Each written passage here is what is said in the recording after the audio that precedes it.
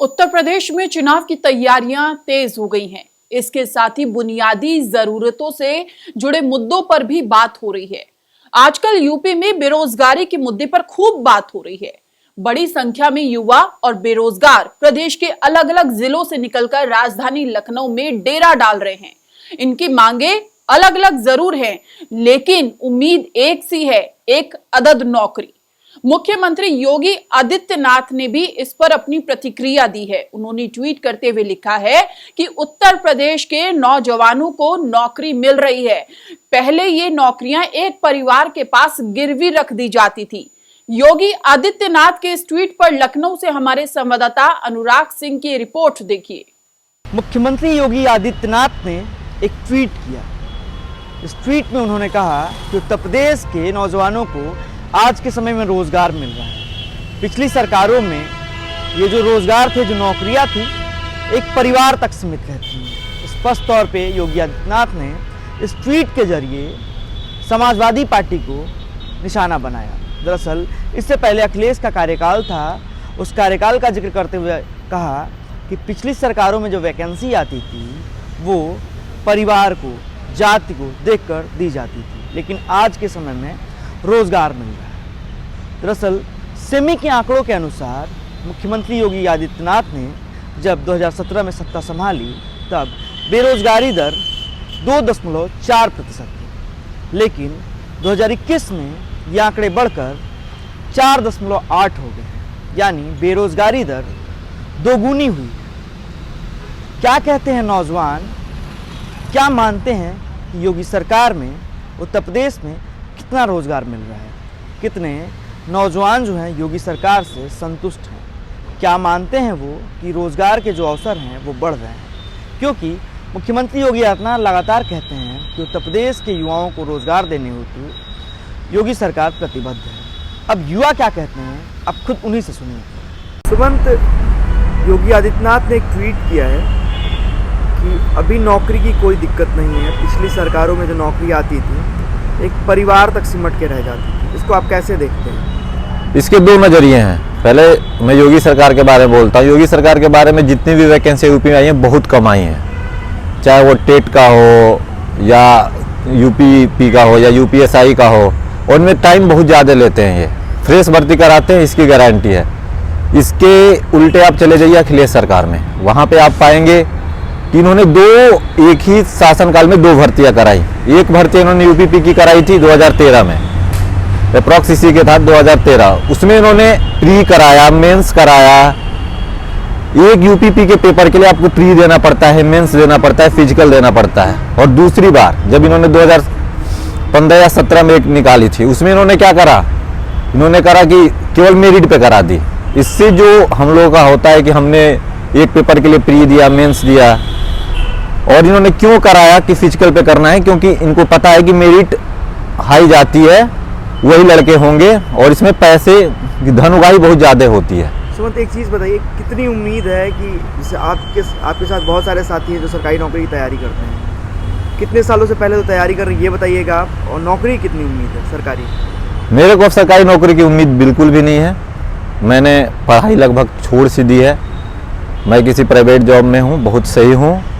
और जो भी मेरे मित्र जो अभी तैयारी कर रहे हैं उनको बहुत सारी समस्याएं हैं, जैसे कि जिनके पास पैसे हैं उनका हो जाता है, जिनके पास नहीं है उनका नहीं होता, और जिनके पास पैसे नहीं है और पढ़ने में टैलेंटेड है वो बंदे अभी तैयारी कर रहे हैं। इस सरकार में अगर उनका कुछ होना हो तो हो सकता है, लेकिन इस सरकार में भर्तियाँ ही नहीं आती हैं। सबसे बड़ी प्रॉब्लम ये है। इस प्रॉब्लम का निवारण होना चाहिए और एक मेरे अकॉर्डिंग एक पैमाना बनाना चाहिए कि अगर यूपीपी का कोई पेपर होता है तो उसमें एक पैमाना कि अगर एक बार रिटेन हो रहा है तो अगली बार भी रिटेन होगा, नहीं तो ये पैमाना हटा देना चाहिए। या तो आप हमेशा मेरिट पे करो या तो आप हमेशा उस पे करो, रिटेन कराओ। आपने एक पेपर में रिटेन कराया, मेंस कराया, प्री करा दिया, मेंस करा दिया, एक को आपने आईएएस का बना दिया, दूसरे को आपने पता नहीं किस हिसाब से अपने मेरिट पे ला के खड़ा कर दिया। जो लड़के मेरिट लाए दौड़ गए उनका हो गया। सुमंत, एक चीज़ बताइए, परिवार का कितना प्रेशर रहता है और कितने साल आपने कितने सालों से आप तैयारी कर रहे हैं? परिवार का क्या प्रेशर रहता है? मैं लगभग 3-4 सालों से तैयारी कर रहा हूँ और मैं एक मिडिल फैमिली से बिलोंग करता हूँ, तो हमारे लिए इतना टाइम देना परिवार वालों के लिए बहुत बड़ी बात है।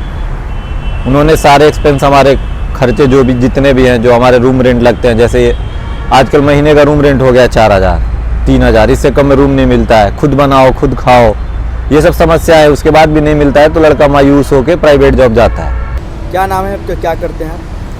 मेरा नाम सूर्य प्रकाश सिंह है और मैं छात्र हूँ लखनऊ विश्वविद्यालय में से परास्नातक का छात्र हूँ। ये बताइए कि योगी सरकार कह रही है कि नौजवानों को रोज़गार मिल रहा है। पिछली सरकारों में जो वैकेंसी आती थी एक परिवार तक ही सीमित रह पाती थी, इसको कैसे देखते हैं आप? देखिए, मुझे तो सरकार के 5 साल पूरे होने को हैं उत्तर प्रदेश सरकार को, और लगातार भारतीय जनता पार्टी इसका प्रचार कर रही है कि डबल इंजन की सरकार में युवाओं को रोज़गार के नए अवसर मिलेंगे।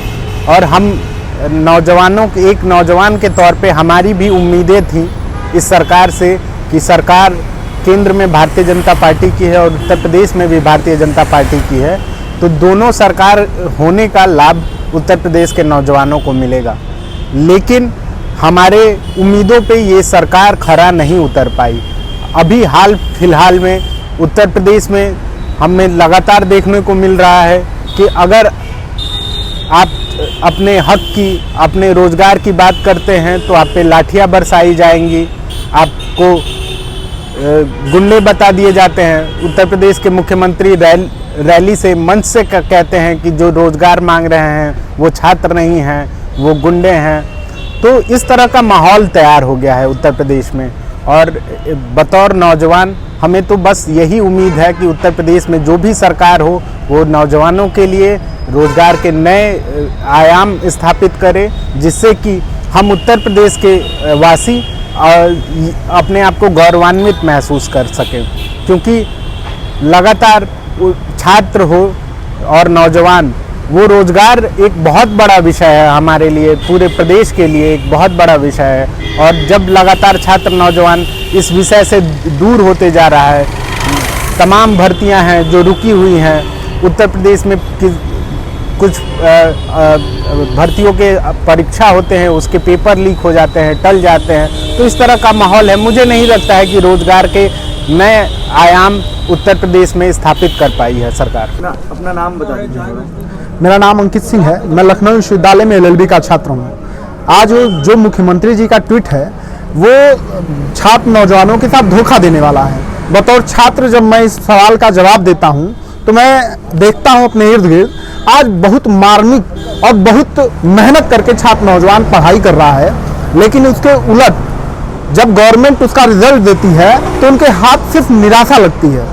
जब दूर दूर से छात्र नौजवान परीक्षा सेंटर पे जाता है और जब रोते हुए वो परीक्षा सेंटरों से निकलता है, क्या कारण ये होता है कि परीक्षाएं लीक हो गई हैं, तो ये हमारे देश प्रदेश और हमारे नौजवानों के लिए और हमारे आने वाले भविष्य के लिए बहुत बुरा संकेत है। अभी इन्होंने कहा कि रोजगार दिया, मैं पूछना चाहता हूँ 16 परीक्षाओं के पेपर लीक हो चुके हैं, 21 निरस्त हो चुके हैं, आखिर रोजगार दिया किसने? हर तमाम नौकरियां हैं जो उनके रिजल्ट पेंडिंग पड़े हुए हैं। मुख्यमंत्री जी को बताना चाहिए कि छात्र नौजवानों के लिए जो उनके घोषणा पत्र थे, उन घोषणा पत्र में जो दावे थे कि 70 लाख नौकरियां देंगे, उसके उलट यदि वो 4.5 लाख का दावा कर रहे हैं तो यही अपने आप में एक कुंठाराघात है छात्र नौजवानों के साथ। अंकित, एक चीज़ बताइए कि आपके बहुत सारे साथी जो सरकारी नौकरी की तैयारी कर रहे हैं 4 साल 5 साल से, परिवार का उन पर कितना प्रेशर रहता है और कितनी उम्मीद है कि उनकी सरकारी नौकरी उन्हें मिलेगी? क्योंकि जब हम गांव की तरफ देखते हैं और टाट और खाट की परंपरा से निकले हुए छात्र नौजवानों की तरफ देखते हैं, तो पूरा का पूरा घर, पूरा का पूरा परिवार, रिश्तेदार, यहाँ तक कि गांव उनके तरफ एक बहुत ही निगाह से, बड़े मार्मिक निगाह से देख रहा होता है कि हमारा बच्चा जो भी है पढ़ेगा, पढ़ करके नौकरी पाएगा। लेकिन दुर्भाग्य है कि उन परिवारों के साथ भी ये सरकार अच्छा नहीं कर रही है।